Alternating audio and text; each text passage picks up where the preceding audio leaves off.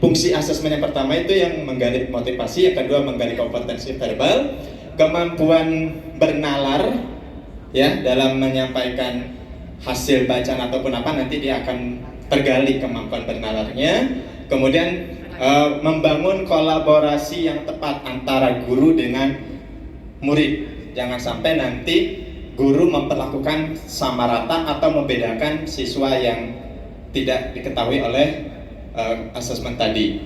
Kemudian mengidentifikasi kesiapan belajar siswanya.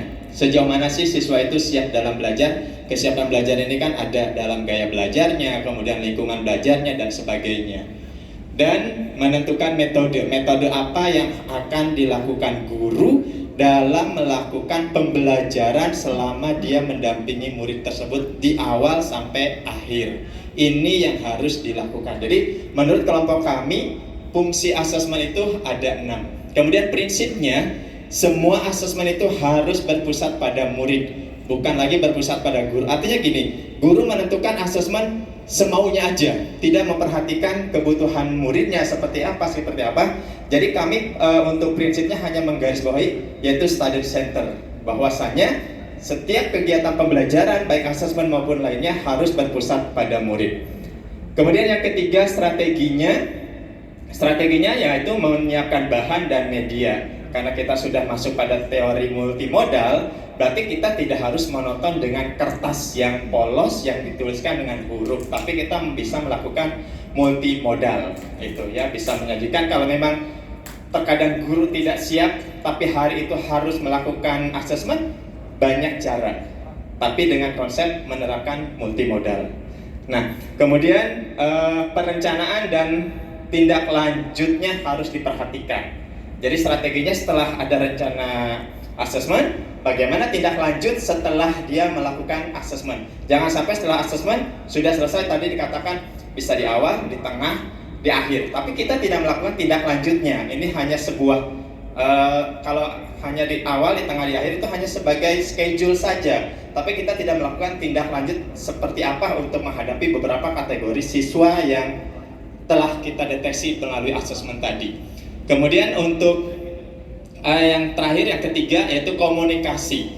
Adanya komunikasi yang kontinu antara peserta didik dengan guru, jangan sampai terhenti setelah dilakukan asesmen. Itu menurut kami.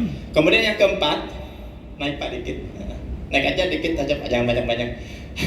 Kami menyebutnya RPL Pak, rencana tindak lanjut. Di poin 4 itu kan ya, kami menyingkatnya itu adalah RPL. Berarti pertama, menyusun jadwal kegiatan secara kontinu, melakukan penilaian. Penilaian di sini bukan berarti kita memberikan judgment ataupun punishment kepada ataupun reward kepada siswa, tapi melakukan penilaian langkah-langkah apa yang sudah muncul di siswa. Itu yang kita lakukan, Pak.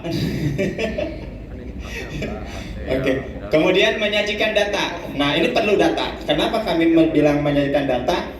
Data ini akan kita jadikan sebagai pedoman kita untuk melakukan pembelajaran. Data ini bukan hanya dipegang oleh guru, tapi diserahkan ke pihak sekolah dan diserahkan ke wali murid. Jadi semuanya akan terjadinya berkesinambungan. Bukan hanya tugas guru di kelas memberikan pembelajaran, tapi orang tua tidak tahu. Ini nanti akan terjadi miskonsepsi. Tapi kalau datanya ini disajikan, bukan berarti kita memberikan sesuatu kepada wali murid itu, ini anaknya begini, enggak, tapi sebagai teori kontrol saja. Dan keempat, refleksi, sebagai refleksi buat guru dan siswa ke depannya. Terakhir, umpan balik setelah dilakukan asesmen itu, kita minta umpan balik dari siswa. Bagaimana kegiatan yang dilakukan oleh Bapak Ibu gurunya, itu yang harus dilakukan. Solution. Nah, berarti yang harus kita siapkan pertama adalah media yang tepat, berjenjang dan bermutu. Jangan sampai tidak sesuai dengan konsep asesmen. Dan yang terakhir, solusinya adalah memperhatikan kesiapan belajar. Dia itu auditori, visualkah, kinestetikah, atau bagaimana, dan lingkungan belajarnya, itu yang harus kita perhatikan.